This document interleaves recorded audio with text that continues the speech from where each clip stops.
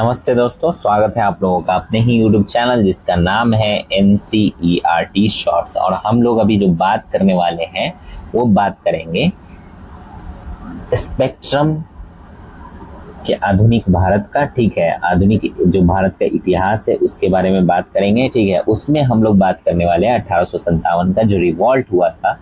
ठीक, उसके क्या कारण रहे, क्या इम्पैक्ट हुआ, क्या आउटकम निकल के आया, रिजल्ट किस तरह से बड़े स्केल पे जो है वो स्टार्ट होता है, शुरू होता है, और फिर कैसे धीरे धीरे जो है उसको दबाया जाता है। इन सब चीज़ों पे हम लोग बात करेंगे। तो आज बेसिकली जो हम लोग बात करने वाले हैं वो बात करने वाले हैं कॉजेस के ऊपर, जो कारण थे, मेनली इसी के ऊपर हमारा फोकस रहेगा। तो 3 पार्ट में मैंने डिवाइड किया है। पहला पार्ट है ये, आप समझ के चले, ठीक है, जिसमें हम लोग कारण के ऊपर बात करेंगे। ठीक, तो चलिए बिना समय गवाए स्टार्ट करते हैं डिस्कशन। समझ गए? देखिए, पूरे 1 साल की घटना नहीं थी, बल्कि 1757 से स्टार्ट होता है, जब प्लासी का युद्ध होता है। ठीक है, 1757 प्लासी का युद्ध होता है, तो फिर अंग्रेजों का कब्जा हो जाता है बंगाल के ऊपर। ठीक, उसके बाद जो है क्या होता है, फिर 1765 में जो है बक्सर का युद्ध होता है। बक्सर का युद्ध भी जीत जाते हैं अंग्रेज। तो धीरे धीरे उत्तरी भारत पे जो है इनका पकड़ मजबूत होने लगता है और ये उत्तरी भारत पे अपनी जड़ें जमाना शुरू कर देते हैं। अब उनकी नीतियां ऐसी होती हैं कि भारतीयों को जो है धीरे धीरे उन पे गुस्सा आने लगता है। ठीक, मतलब नीतियां इस तरह की होने लगती है। वो आर्थिक शोषण की नीति होती है, विस्तारवादी नीति होती है, प्रशासन में लगातार बदलाव हो रहते हैं। हर वर्ग के लोग जो है वो इससे इम्पैक्ट हो रहे होते हैं। ठीक है, वो प्रभावित हो रहे होते हैं, चाहे राजा हो, महाराजा हो, सिपाही हो, जमींदार हो, किसान हो, व्यापारी हो, कारीगर हो, पंडित हो, मौलवी हो, सब परेशान थे ना। इस टाइम में सारे लोग जो है, इस दौर में आप देखेंगे 1757 से लेके जो 1758 का जो दौर होता है उसमें असंतोष जो है धीरे धीरे बढ़ता है। ठीक है, धीरे धीरे लोगों का जो गुस्सा है वो बढ़ता है इन्हीं सब कारण से। ठीक है, उनकी विस्तारवादी नीति के कारण से, आर्थिक शोषण के कारण से, और प्रशासन में जो लगातार वो बदलाव कर रहे होते हैं उसके कारण से। ठीक है, टैक्स वैक्स जो है वो लेके आ रहे थे। अब ये असंतोष इतना बढ़ गया कि 1857 का जो टाइम आता है, ठीक है, जब रिवॉल्ट होता है, वो एक भयानक तूफान बनकर आता है। ठीक है, जिसने भारत में ब्रिटिश साम्राज्य की एकदम नींव हिला के रख दी थी। ठीक, तो ये 100 साल का समय बिल्कुल शांतिपूर्ण नहीं था। इस दौरान कई छोटे मोटे विद्रोह हुए, जैसे कि हम लोगों ने विद्रोह के बारे में बात किया है। ठीक है, सिविल विद्रोह हुए हों, चाहे ठीक है आपका जो सामाजिक विद्रोह हुआ, ठीक, जिसमें जो लोग थे वो विद्रोह कर रहे थे, फिर किसान मूवमेंट्स हैं, ठीक है, फिर आदिवासी विद्रोह, फिर सिपाही। तो इस तरह के विद्रोह जो है लगातार हो रहे थे। ठीक है, जैसे धार्मिक राजनीतिक हिंसा हो रही थी, आदिवासी विद्रोह के बारे में हम लोगों ने बात किया ही, किसान विद्रोह और दंगे जो हुए आदिवासी ब्रिटिश भूमि बंदोबस्त के नीतियों से नाराज होकर जो दंगे किए आदिवासियों ने, वो भी बात की। तो क्योंकि इन नीतियों ने जो है उनकी पारंपरिक संयुक्त स्वामित्व वाली जो व्यवस्था थी उसको जो है तहस नहस कर दिया था, और लगान भी जो है एक बहुत ही एक सीमा से भी ऊपर जो है बढ़ा दिया था लगान, यानी टैक्स इतना ज्यादा बढ़ गया। अकाल भी रहा, बहुत सालों तक अकाल पड़े, किसानों में इसका गुस्सा बहुत ज्यादा बढ़ गया। कई बार तो ये आंदोलन स्थानीय महाजनों के खिलाफ भी शुरू हुआ, लेकिन पुलिस के महाजनों के साथ देने पर कंपनी के शासन के खिलाफ विद्रोह जो है बन गया। ठीक, यानी स्टार्ट हुआ तो वहां के जो महाजन जो शोषण कर रहे थे लोगों का उसके खिलाफ हुआ, लेकिन जब पुलिस इसमें इन्वॉल्व हुई तो फिर ये जो है ब्रिटिश सत्ता के खिलाफ ये विद्रोह जो है वो होने लगा। ठीक, तो अंग्रेजों का धर्म और पारंपरिक रीति रिवाजों में बेवजह का हस्तक्षेप भी गुस्से का कारण था। ठीक है, गुस्सा बढ़ाता रहा लोगों का। अब 1857 का विद्रोह और उसके मुख्य कारण के बारे में हम लोग बात करेंगे। ठीक है, तो मुख्य कारण क्या रहे? 1857 का भारतीय विद्रोह, जिसे सिपाही विद्रोह भी कहते हैं, अंग्रेजों के खिलाफ एक सशस्त्र विद्रोह था। यह 2 साल तक भारत के अलग अलग हिस्सों में चलता रहा। इसकी शुरुआत जो है वो छावनियों में हुई, जो कंटोनमेंट होता है, ठीक है, जिसको क्या कहते हैं, मतलब छावनी किसको कहते हैं, जहाँ पे सिपाही रहते हैं। ठीक, तो पहले इसकी शुरुआत हुई जहाँ पे सिपाही रहते हैं, ठीक है, छावनियों में हुई, छोटी मोटी झड़प हुई, वहाँ पे अगजनी हुई, ठीक है, आग उग लगे, लेकिन धीरे धीरे इसने जो है एक बड़ा रूप ले लिया। इस विद्रोह के अंत से ईस्ट इंडिया कंपनी का शासन जो है खत्म हो गया। ठीक, और पूरे भारत पर सीधे सीधे किसका राज हो गया? ब्रिटिश राज स्थापित हो गया। यानी जब ये 2 साल तक जो विद्रोह चलता है, तो आप देखेंगे जब ये विद्रोह खत्म होता है तो पहले ईस्ट इंडिया कंपनी जो है वो भारत पे राज कर रही थी। ठीक है, लेकिन बाद में क्या होता है, जो इंग्लैंड की जो मतलब महारानी है, ठीक है, वो सीधे सीधे अपने हाथ में सत्ता ले लेती है। ठीक है, भारत का। ठीक, समझ गए? अब हम बात करते हैं 1857 के विद्रोह के कारणों पर, ठीक है, और बहुत ही विस्तार से बात करते हैं, ठीक। तो पहला कारण है आर्थिक, ठीक,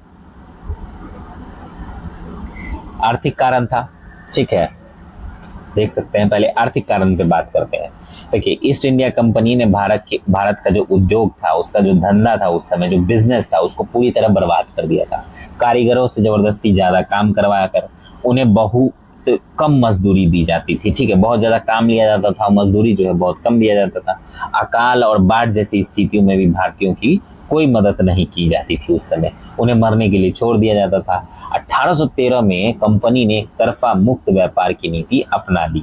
इसका मतलब था कि ब्रिटिश व्यापारियों को भारत में सामान आयात करने की पूरी छूट मिल गई थी। इसके सामने पारंपरिक तरीकों से बनी जो भारतीय वस्तुएं थी वो टिक नहीं पाई, और भारतीय शहरी हस्तशिल्प व्यापार था उसको भारी नुकसान हुआ, पूरी तरह बर्बाद हो गया। ब्रिटिश शासन ने भारतीय व्यापार और व्यापारियों को जानबूझकर बर्बाद कर दिया। उन्होंने भारत में बनी चीजों पर ऊंचे कर यानी टैरिफ लगा दिया, हम लोगों ने बात किया करंट अफेयर्स के अंदर, ठीक है, ऊंचा कर लगा दिया और शुल्क लगा दिया, ठीक है। उसके कारण क्या हुआ कि उनका जो है उद्योग धीरे धीरे जो कंपटीशन था ब्रिटेन में जो बनी चीजों से, उससे कंपटीशन नहीं हो पाया, ठीक है, और धीरे धीरे जो है वो खत्म हो गया। और जो ब्रिटेन से बनी हुई चीजें जो आती थी मतलब भारत के अंदर, उस पे जो है कोई किसी तरह का टैक्स नहीं होता था, ठीक है, और उसको जो है अंग्रेज बढ़ावा दे रहे थे, समझ रहे हैं। 19वीं शताब्दी के मध्य में क्या होता है कि भारत से कपास और सिल्क के कपड़ों का निर्यात लगभग खत्म हो जाता है, ठीक। अब पहले जो यहाँ से सिल्क और कपास के जो कपड़े जाया करते थे पूरे मतलब कॉन्टिनेंट में, आप देखें तो वो फेमस थे, ठीक है, मिडिल ईस्ट से लेके फिर यूरोप तक फेमस थे। आप पुराना इतिहास जब हम लोग पढ़ेंगे तो बहुत ज्यादा फेमस थे, ठीक है। हम लोग जब प्राचीन इतिहास या मध्य भारत का इतिहास जब पढ़ेंगे तो उसमें देखेंगे, ठीक। तो ये लगभग बंद हो जाता है। मुक्त व्यापार और ब्रिटेन से आने वाली मशीन निर्मित जो वस्तुएं होती, मशीन से बनाए गए जो प्रोडक्ट्स होते हैं, ठीक है, कपड़े होते हैं, वो मतलब उसके खिलाफ कोई सुरक्षात्मक जो है कर नहीं लगाई जाती है, ठीक, ब्रिटिश शासन की तरफ से, ठीक। अब भारतीय विनिर्माण जो होता है, ठीक है, मैन्युफैक्चरिंग क्षेत्र जो है वो पूरी तरह से तबाह हो जाता है, ठीक है, बर्बाद हो जाता है। रेल सेवा आने के साथ ग्रामीण क्षेत्र के छोटे उद्योग भी नष्ट हो गए। रेल सेवा ने ब्रिटिश व्यापारियों को दूर दराज के गांवों तक पहुंच दे दी। सबसे ज्यादा नुकसान जो है कपड़ा उद्योग का हुआ, जो कपास और रेशम से बनता था, ठीक है। 18वीं और 19वीं शताब्दी में ब्रिटेन और यूरोप में आयात पर कई रुकावटों के चलते भारतीय निर्यात खत्म हो गया। पारंपरिक जो बिजनेस थे वो भी नष्ट होने के साथ ही आधुनिक जो बिजनेस था उसका भी विकास नहीं हो पाया, ठीक है। इसी कारण जो है स्थिति और भी खराब हो गई। कंपनी ने खेती में सुधार पर बहुत कम खर्च किया, ज्यादातर लगान कंपनी के खर्चों को पूरा करने में इस्तेमाल होता था। ब्रिटिश कानून व्यवस्था के तहत भूमि हस्तांतरण जो है वो वैध हो जाने के कारण, मतलब वैध हो गया, वैलिड हो गया, उसके कारण किसानों को अपनी जमीन से भी हाथ धोना पड़ा, ठीक, समझ गए। और जो निम्न वर्गीय किसान थे और मजदूरों की जो हालत उस समय एकदम ही ज्यादा दयनीय हो गई। राजाओं नवाबों तक की आर्थिक स्थिति खराब हो गई थी उस समय। भारत से प्राप्त खनिज संसाधन और सस्ते जो श्रम बल थे उसको अंग्रेजों ने अपने उद्योग यानी बिजनेस और धंधों को चरम पर पहुंचाने में जो है उसका उपयोग किया, जबकि दूसरी ओर भारत में किसी नए उद्योग की स्थापना नहीं की। उसकी बात तो छोड़िए, छोटे छोटे जो कुटीर उद्योग थे उसको भी खत्म कर दिया अंग्रेजों ने। इससे भारत के हर वर्ग में अंग्रेजों के प्रति अविश्वास की भावना पैदा हो गई और वे व्यापक विद्रोह के सूत्रधार बन गए। अब दूसरा कारण हम लोग बात करेंगे, ठीक है, राजनीतिक कारण। राजनीतिक कारण क्या था? ईस्ट इंडिया कंपनी की प्रभावी नियंत्रण, सहायक संधि और व्यापगत संधि जिसको कहते हैं, ठीक है, डॉक्ट्राइन ऑफ लैप्स, ठीक, जैसे नीतियों ने जन असंतोष को जो है विद्रोह को बढ़ावा देने के लिए उकसाया। जैसे वेलेजली ने क्या किया था, भारतीय राज्यों को अंग्रेजी राजनीतिक परिधि में लाने के लिए सहायक संधि प्रणाली का उपयोग किया, ठीक है, अपने राज्य में मिलाने के लिए। इस प्रणाली ने भारत में अंग्रेजी साम्राज्य के प्रसार में विशेष भूमिका निभाई और उन्हें भारत का एक विस्तृत क्षेत्र जो है हाथ लग गया। अब देखेंगे तो महाराष्ट्र का क्षेत्र है, पुणे का क्षेत्र है, झांसी का क्षेत्र है। झांसी का क्षेत्र तो चलिए डॉक्ट्राइन और लैप्स के तहत आता है, ठीक, अवध है, आपका निजाम वाला क्षेत्र है। ये सब क्षेत्र जो है वो इस प्रणाली के अंतर्गत आ जाता है ब्रिटिश भारत के अंदर, ठीक है, वो वेलेजली का जो रहता है सहायक संधि उसके अंदर, ठीक।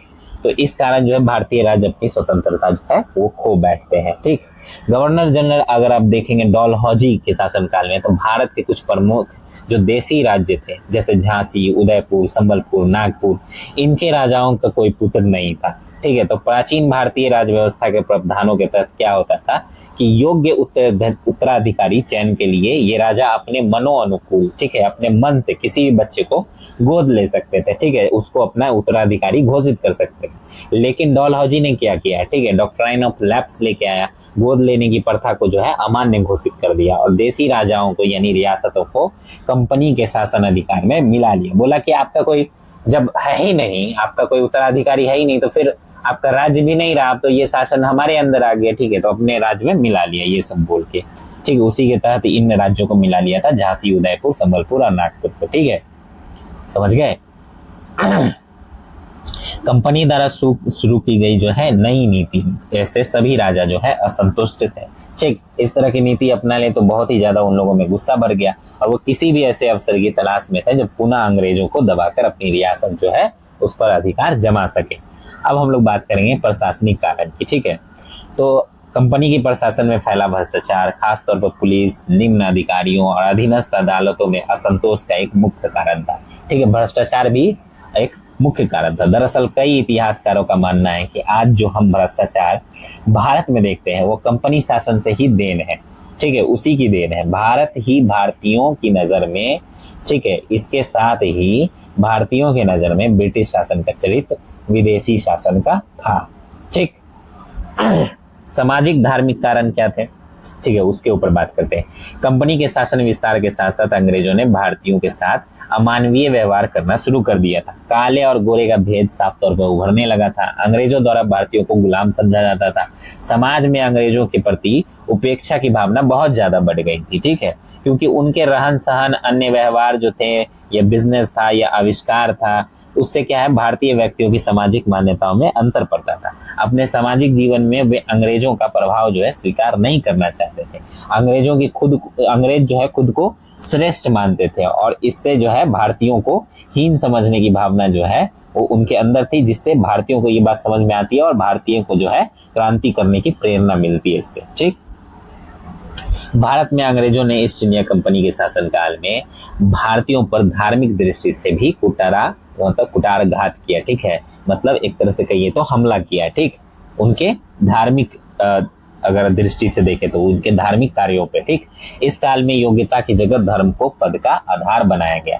जो कोई भी भारतीय ईसाई धर्म को अपना लेता था उसकी पद्धति जो है पद उन्नति कर दी जाती थी। तो पद दिया जाता था, उसमें उन्नति भी कर दी जाती थी, जबकि भारतीय धर्म का पालन करने वाले को सभी प्रकार से अपमानित किया जाता था। ठीक, उस समय जो लोग थे अगर वो ईसाई धर्म अपना लेते थे तो उनको पद दिया जाता था। ठीक है, किसके अंदर, ब्रिटिश गवर्नमेंट के अंदर, और उनकी पदोन्नति की जाती थी। ठीक है, प्रमोशन भी दिया जाता था। ठीक, बाकी जो भारतीय अगर कोई धर्म मानने वाला है जैसे हिंदू, मुसलमान, कोई भी है, ठीक है, खासकर क्रिश्चियन को छोड़ के, तो उनका अपमान किया जाता था। ठीक, समझ गए। इससे भारतीय जनसाधारण के बीच अंग्रेजों के प्रति जो है धार्मिक असहिष्णुता उत्पन्न हो गई थी। फिर ईसाई धर्म का इतना ज्यादा प्रचार किया गया कि भारतीयों को इससे जो है संदेह होने लगा कि अंग्रेज उनके धर्म का सर्वनाश करना चाहते हैं। परिणाम स्वरूप क्या हुआ, भारतवासी अंग्रेजों को धर्मद्रोही समझकर उन्हें देश से बाहर निकालने का मार्ग ढूंढने लगे और 1857 ईस्वी में जो है उनको मौका मिल गया। तब हिंदुओं और मुसलमानों ने मिलकर क्या किया, अंग्रेजों के खिलाफ प्रहार किया, विद्रोह किया। ठीक, अब ये विद्रोह की जो है उनको प्रेरणा कहाँ से मिली, तो बाहरी जो घटनाएं हुए, ठीक है, उसका भी इम्पैक्ट रहा इस विद्रोह की प्रेरणा मिलने में। जैसे 1857 का विद्रोह कुछ बाहरी घटनाओं, ठीक है, से प्रेरित था। जैसे प्रथम आंग्ल अफगान युद्ध हुआ था। ठीक है, कब, 1838 से 1842 में। पंजाब का युद्ध हुआ था 1845 से 49 में। ठीक, क्रीमिया का युद्ध हुआ 1854 से 56 में। तो इन युद्ध से क्या हुआ कि जो है अंग्रेजों के खिलाफ उनको लड़ने की क्षमता जो है, प्रेरणा जो है वो मिलने लगी, क्योंकि उनको जो है प्रथम आंग्ल अफगान युद्ध होता है तो अंग्रेजों को शिकस्त मिलती है। ठीक है, बहुत जो है उनको नुकसान उठाना पड़ता है, हानि उठाना पड़ता है। तो इससे क्या है, भारतीयों में भी ये प्रेरणा आ जाती है, इस तरह की सोच आ जाती है कि अंग्रेज जो है अजय नहीं है, उनको हराया जा सकता है। ठीक, समझ गए। तो भारत के क्रांतिकारियों को इन युद्धों से नई आशा और प्रेरणा मिली। कि हम भी अंग्रेजों को देश से निकाल सकते हैं, और इसके लिए उन्होंने विद्रोह कर दिया। सिपाहियों के बीच असंतोष, ठीक है, सिपाहियों के बीच असंतोष बढ़ता है। उसके क्या कारण थे, ठीक है, उस पर भी बात करते हैं। देखिए, सिपाही जो है मूलतः कंपनी की बंगाल सेना में काम करने वाले भारतीय मूल के सैनिक थे। बंबई, मद्रास, बंगाल प्रेसिडेंसी, ये तीन मतलब प्रेसिडेंसी थी, इनकी अपनी अपनी अलग अलग सेना थी, ठीक है, सेना प्रमुख होते थे। इन सेना में ब्रिटिश सेना से अधिक ज्यादा जो है ब्रिटिश सेना के सिपाही जो है ज्यादा थे, ठीक। साल 1857 में इन सेना में लगभग 2,57,000 सिपाही थे। बंबई और मद्रास प्रेसिडेंसी की सेना में अलग अलग क्षेत्रों के होने के कारण ये सेनाएं विविधता से भरी हुई थी, ठीक, और इनमें किसी एक क्षेत्र के लोगों का प्रभुत्व नहीं था, ठीक है, किसमें, बंबई और मद्रास में। लेकिन बंगाल प्रेसिडेंसी की जो सेना थी उसमें भर्ती होने वाले सैनिक जो है मुख्य रूप से अवध और गंगा के मैदानी क्षेत्रों के भूमियार ब्राह्मण और राजपूत थे। कंपनी के शुरुआती सालों में बंगाल सेना में जातिगत विशेष अधिकारों और रीति रिवाजों को महत्व दिया जाता था, परंतु सन 1840 के बाद कलकत्ता में आधुनिकता पसंद सरकार आने के बाद सिपाहियों में अपनी जाति खोने की आशंका बढ़ गई, ठीक है। सेना में सिपाहियों को जाति और धर्म से संबंधित चिन्ह जो है पहनने से मना कर दिया गया, ठीक, समझ गए, मतलब आप पगड़ी नहीं, आप टोपी नहीं पहन सकते, आप किसी तरह का कुछ भी इस तरह का चीज नहीं रख सकते, आप टीका नहीं लगा सकते, इस तरह की चीजें जो है बढ़ने लगी थी, ठीक, एक आदेश के तहत तो पढ़ने में मना कर दिया। सन 1856 में जो है एक आदेश आता है, उसके तहत जो नए भर्ती सिपाही होते हैं उनको विदेश में कुछ समय के लिए काम करना अनिवार्य कर दिया जाता है। सिपाही धीरे धीरे सैन्य जीवन के विभिन्न पहलुओं से असंतुष्ट होने लगे थे, ठीक है, हो चुके थे। सेना का वेतन कम था, ठीक है, भारतीय जो सेना थी उसका वेतन कम था। भारतीय सैनिकों का वेतन जो है वेतन की मात्रा मात्र 7 रुपए प्रति माह थी, समझ रहे हैं, अगर वेतन देखें तो वो 7 रुपए प्रति माह थी उस समय। अवध और पंजाब जीतने के बाद सिपाहियों का भत्ता भी समाप्त कर दिया गया था। एनफील्ड बंदूक आई थी, ठीक है, जिसमें कारतूस को मुंह से काटना होता था, ठीक, समझ गए। और उसके बाद जो है तो ये अफवाह भी फैल गई थी कि एनफील्ड जो बंदूक है उसमें जो कारतूस भरते हैं ना, उसमें जो सुअर है या गाय है उसके चर्बी का इस्तेमाल करते हैं, ठीक है। तो हम इस तरह से अगर मुंह से काटेंगे तो क्या होगा, हमारा धर्म भ्रष्ट हो जाएगा, ठीक है, हिंदू मुसलमान खासकर, ठीक। तो इस बंदूक में फैली अफवाहें ने सिपाहियों की आशंका को और भी बढ़ा दिया। कंपनी उनकी धर्म और जाति परिवर्तन करना चाहती है, ये आशंका जो है सिपाहियों के बीच आने लगा। आखिरकार ब्रिटिश भारतीय सेना में विद्रोह जो है हुए हैं। पहला हुआ बंगाल में 1764 में, वेल्लोर में हुआ 1806 में, बैरकपुर में 1825 में, और अफगान युद्ध होता है 1838 से 42 के दौरान। एक लंबा इतिहास है, ठीक है, इसके बारे में हम लोगों ने बात किया है पीछे, अगर आप लोगों ने नहीं देखा है तो प्लीज जाके देख लेंगे, ठीक है, कि सिपाही विद्रोह कब कब हुआ, ठीक। अब जो अफवाहें हुई, ठीक है, एक तो अफवाह ये था कि जो कारतूस काटेंगे उसमें जो है चर्बी लगा हुआ है, ठीक है, गाय का और जो सुअर का, ठीक, तो इससे हमारा धर्म भ्रष्ट हो जाएगा, हमारा धर्म परिवर्तन करने का जो है एक चाल चला जा रहा है अंग्रेजों के द्वारा, ठीक। इसके अलावा एक और अफवाह थी, ठीक है, वो क्या अफवाह थी कि कंपनी का शासन जो है 1757 से लेके मतलब जो प्लासी का युद्ध हुआ वहां से 1857 में लगभग 100 वर्षों के बाद जो है समाप्त हो जाएगा, ऐसा जो है अफवाह फैल गया, ठीक, मतलब ऐसा लोगों में अफवाह फैला दिया गया कि अब समाप्त होने वाला है, ये आखिरी साल है, इस साल जो है समाप्त हो जाएगा। तो इसके लिए क्या किया गया, लोगों के बीच में रोटी चपातियां बंटवाई गई, कमल का फूल बंटवाया गया लोगों के बीच में, और उनको बोला गया कि विद्रोह में जो है 7 दिन अगर हम लोग मतलब 100 साल के लिए ही था इनका जो है, ठीक है, एक मान्यता ये है कि वहां पे फैला दी गई कि 100 साल के लिए इनका शासन था, अगर हम इस बार जो कोशिश करेंगे तो हमारा शासन फिर से आ सकता है जो पुराना वाला, ठीक है। तो बेसिकली ये कारण था, आप देख सकते हैं सामाजिक आर्थिक राजनीतिक ये सब कारण थे। उसके अलावा सिपाहियों के द्वारा जो किया गया मतलब सिपाहियों का असंतोष था जिसके कारण ये हुआ, ठीक है, लास्ट यही है। और ये हमारा जो था वो कारण के ऊपर जो कॉजेस थे, ठीक, विद्रोह के, उसके ऊपर हमारा ये डिस्कशन था। अब हम लोग देखेंगे कि विद्रोह कैसे होता है, कहाँ से शुरू होता है, कौन लोग शामिल होते हैं, ठीक है, इसमें बात करेंगे, और फिर उसका आउटकम क्या होता है वो अगले वीडियो में बात करेंगे, ठीक है, समझ गए। तो ये बेसिकली अंग्रेजों की नीतियों से जो है उपजे गहरे असंतोष का परिणाम था, अगर हम कारण देखें तो, जिसने पूरे भारत को जो है एकजुट होने पर मजबूर कर दिया था। अगर आपके मन में 1857 के विद्रोह से जुड़ा कोई और सवाल है तो बेझिझक मुझसे पूछ सकते हैं कमेंट के अंदर, बाकी हम लोग जो है अगले वीडियो में डिस्कस करेंगे, इसी को कंटिन्यू करेंगे, ठीक है।